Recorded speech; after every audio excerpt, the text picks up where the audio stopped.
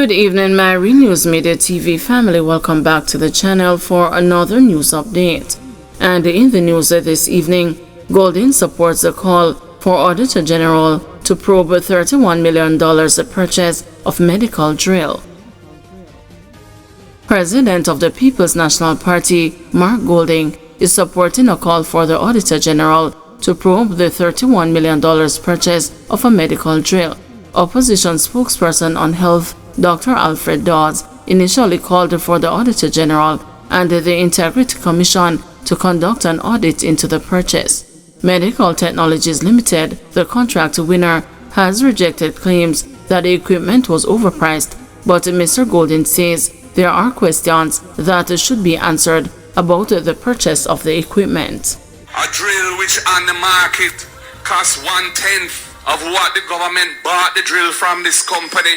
A company where the majority shareholders are JLP MP, and he claims he's holding the shares in trust, but for who? The thing mix up. It don't smell right. There's something rotten in the state of Jamaica, and I'm calling the Auditor General and the Integrity Commission to look at it and scrutinize it very carefully, because the people of Jamaica are suffering in the healthcare system.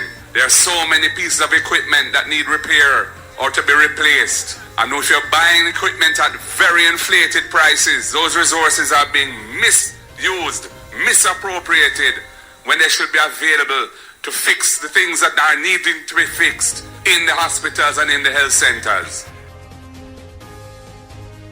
Court leadership to be trained to sustain reduction in case backlog.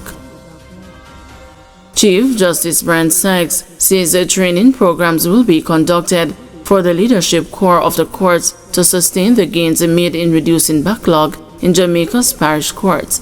Justice Sykes says significant efforts were made to implement a strategic plan to clear the backlog, but he says the judicial system will not be comforted as those achievements can easily be reversed.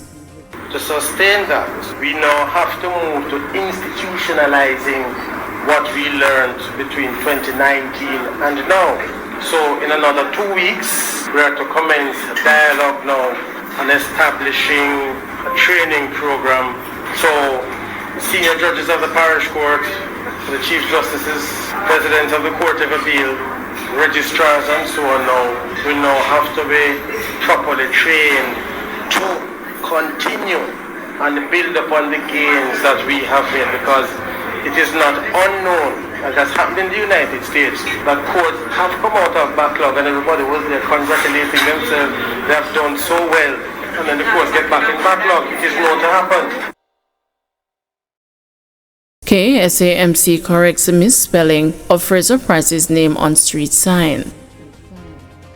The Kingston and the St. Andrew Municipal Corporation has corrected the misspelling of the surname of Jamaican sprinter Shellyan Fraser Price on a street sign unveiled on Sunday.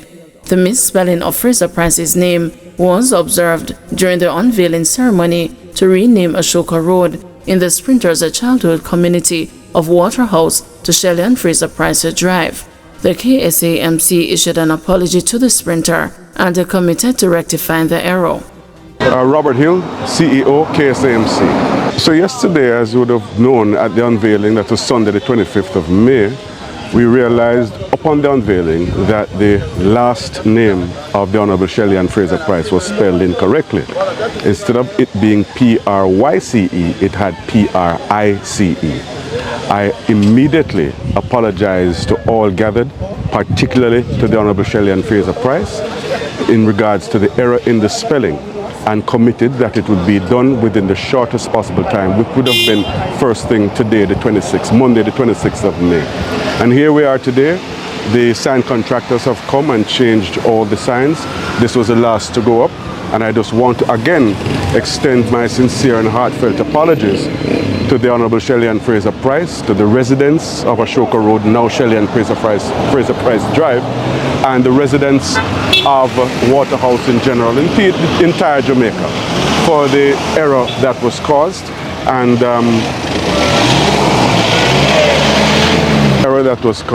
we are happy that she accepted our apology very well in good spirits, and that we are here making the correction as we indeed committed. Dawes remains dogged in pressing case of allegedly overpriced drill. Opposition spokesman on health and wellness, Dr. Alfred Dawes, is unrelenting in expressing concerns over the cost of a neurological drill purchased by the Southeast Regional Health Authority, arguing that the device was significantly overpriced. Dawes insisted that the Medtronic EM800 neurosurgical drill, which was procured for $31 million, can be sourced for significantly less.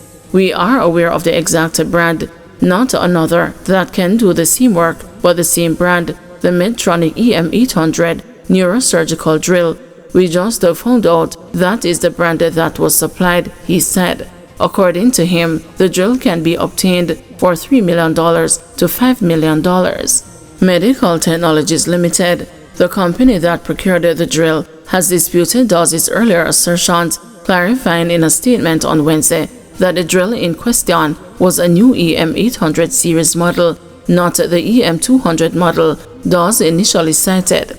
Checks made by the news confirmed that the Medtronic EM800 series multifunction drills with basic attachments can be purchased for between US $15,000 and US $30,000, but can escalate depending on additional attachments. Dawes criticized the procurement process, stating, "At face value, it appears that the procurement rules were followed. A tender went out, registered bidders made their tenders, and then a selection committee selected the bid that offered whatever was needed for the best price. However, the problem came when they torpedoed the process by the internal estimates." He argued that someone at Serra determined a fair value of $32 million for the drill, which he said undermined the process. "I am privy to the bid document, and I know that 3 companies bid, one for $12 million, one for $31.5 million, and another for $50 million, he said. Dawes claimed that the $12 million bid was rejected for lacking necessary attachments, leaving 2 bids for evaluation. "I am extremely uncomfortable with that process, no matter how they will tell you that it is above board, and the rules were followed at the initial stage," Dawes stated. He emphasized his support for the idea of acquiring the drill, acknowledging its life-saving potential. "I fully supported the doctors who said that this drill is an addition to the armamentarium that will save lives and make surgeries much easier, as well as increase the number of persons who can benefit from surgeries." However, Dawes reiterated his concern about the cost. "My issue, however, is the cost that we are spending $31 million that could have bought a drill for $10 million or $15 million. So yes, the cost is an issue, and not just the actual cost paid, but the opportunity cost of spending so much money on that drill," he stressed.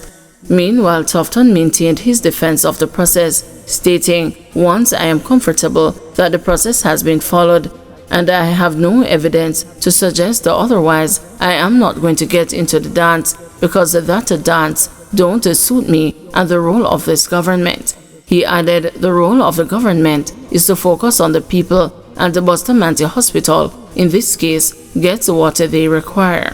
Tufton maintained that his fiduciary responsibility lies with the process. The procurement process should address value for money, and to the extent that the rules were followed, it should give us, everyone, the assurance based on what was required and what was presented.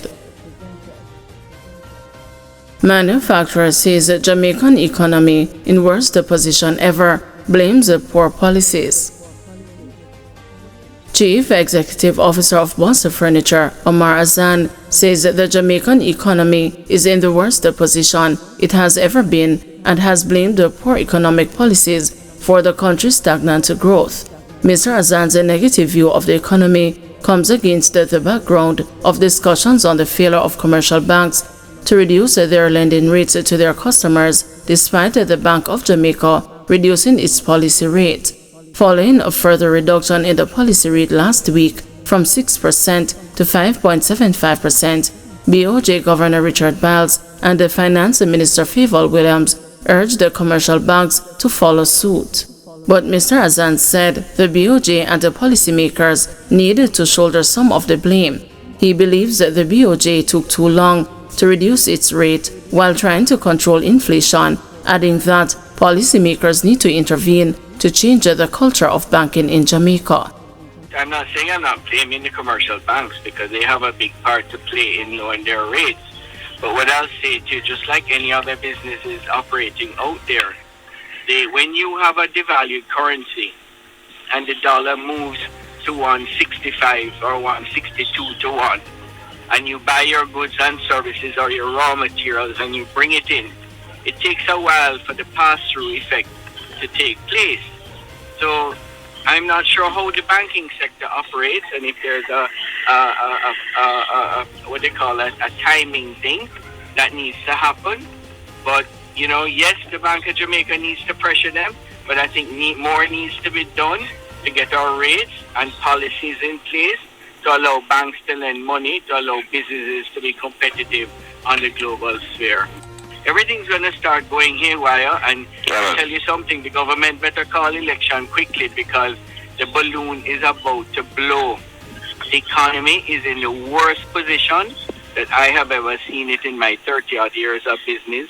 The buying power is the weakest, remittances are down, tourism is struggling, everything is struggling. And what are we doing? We're doing things to stifle the economy with our monetary policies coming from the Bank of Jamaica and the Ministry of Finance. People out there that are living and working in Jamaica may all seem fine and dandy when the politicians step out on stage and speak high and mighty of how great the economy is doing. But look at how many hungry people are out there that are struggling, how many businesses are finding it hard, right? So we need to start waking up the government, the opposition. Thank you everyone for watching. See you tomorrow morning at 6 a.m. for another news update.